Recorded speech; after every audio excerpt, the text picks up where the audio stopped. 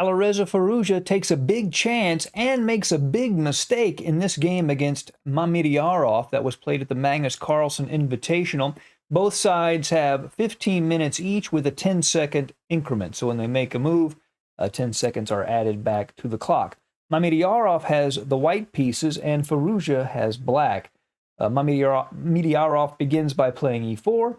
C5 is Firouzja's response, the Sicilian, and Mamedyarov plays C3, the Alapin Sicilian. Not that common at the absolute highest levels, but at the club level, you see this all the time. Basically, white just wants to play the pawn to d4 and get a full pawn center. It's not developing a piece, that's the real downside of it, but it can be dangerous for black. d5 is the response, pawn takes, queen d5, one of two main defenses, the other being knight f6. d4, and you'll notice that this pawn at c3 takes away the natural developing square for the knight at b1. So Firouzja doesn't want to take on d4 and free up that square just yet. Knight f6, knight f3, e6, and knight to a3. Moving the knight to the side of the board, but this is actually very standard in this position because the knight is threatening to go to b5, where it can play knight to c7 check and fork the king and the queen. And from a3, the knight has a pretty bright future. a6 is played, so the knight can't go to b5. He goes to c4 instead. Now, Mamedyarov is threatening to fork Firouzja's queen and rook. Knight b to d7 covers the b6 square, bishop to e2, and Firouzja plays b5, kicking the knight away from that nice c4 square.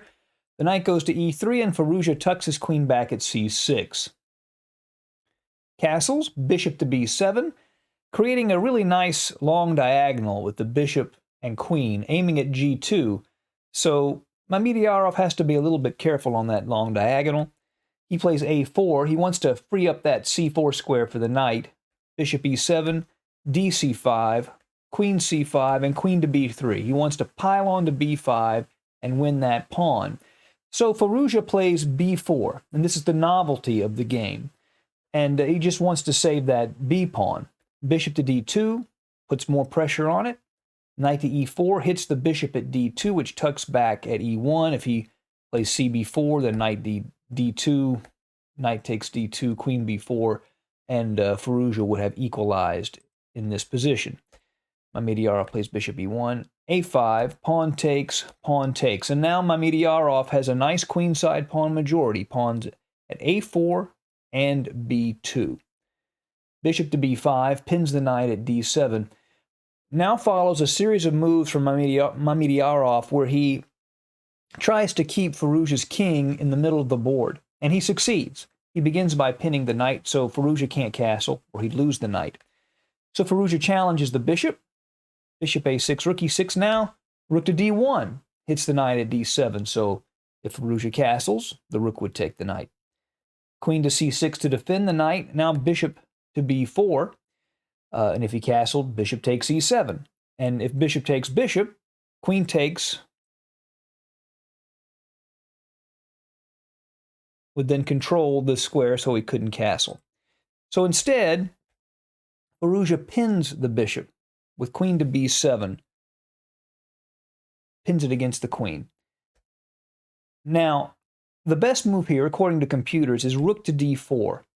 That protects the bishop at b4, hits the knight at e4, and after a move like rook to b6 to pile on the bishop, knight c2, and white's position holds together, and he would actually be winning because he could slowly advance these two pawns. But this is not the kind of position a human being likes to get into. You don't want to have your pieces pinned down like that. So instead, Mamedyarov plays rook takes d7. He gives up the exchange to keep Firouzja's king in the middle of the board. That's been his goal for the last few moves, and that's the point behind rook takes d7.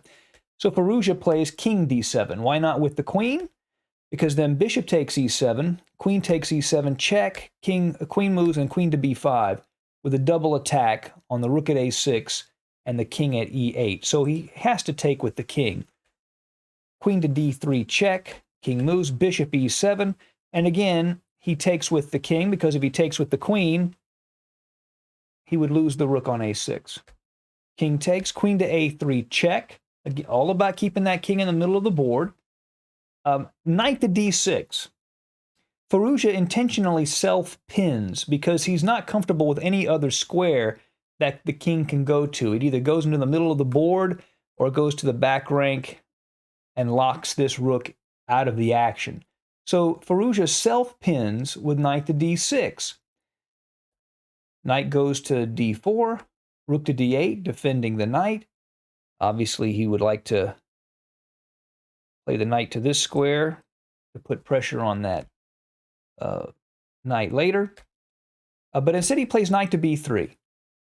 And what he does is he aims at c5, which forks the queen and rook at a6. Firouzja plays rook to b6. Knight to c5 hits the queen. Queen to b8. And now Mamedyarov plays a very interesting move. He plays b4. Now, it looks like the pawn is hanging, and Firouzja does take the pawn. But after taking, knight to a6 forks the queen and the rook. Now, watch this sequence of moves. Firouzja plays rook to b3. Then, Mamedyarov takes the queen, rook takes queen, and now Mamedyarov has this little stinger at the end. Knight to c6 check, forking the king and the rook. King moves, knight takes rook, king takes knight. So we have an endgame. And Mamedyarov has this passed pawn at a4, which could seem like it would be an advantage. Well, let's see what happens. First, Mamedyarov pins the knight at d6. The king goes to e7, and now rook takes knight. The idea, of course, is that if king takes d6, knight to c4 forks the king and the rook, and Mamedyarov would just be winning. And there's no back rank check because then the rook just retreats, protected by the knight at e3. So Firouzja plays rook takes e3. Now, the best move for Mamedyarov, the one that actually keeps him in the game, is rook to d1. Then after rook to a3, he plays h4, and after rook a4, g3. And this is actually a known 4 versus 3 endgame. This pawn at h4 allows white to hold a draw. If the black pawn were on this square, he could win. But this particular structure is a known draw in this 4 versus 3 rook endgame on one side of the board. But instead, Mamedyarov takes with the pawn. And after king d6, just a glance at the position suggests that white is winning. Firouzja will have to chase down the a pawn. And while he's doing that, Mamedyarov will come in and eat Firouzja's kingside pawns and win in the endgame. As it turns out, while it may look that way at a glance, that isn't what's going on. Firouzja has enough time to take the a pawn and get back. And believe it or not, Firouzja is completely winning this king and pawn endgame. After all of that pressure he had to endure, he is winning this position. Let's watch the process. King f2, king c5, takes, or he goes to b4, king e4, f6 to keep the king out of e5, king to d4, king takes a4.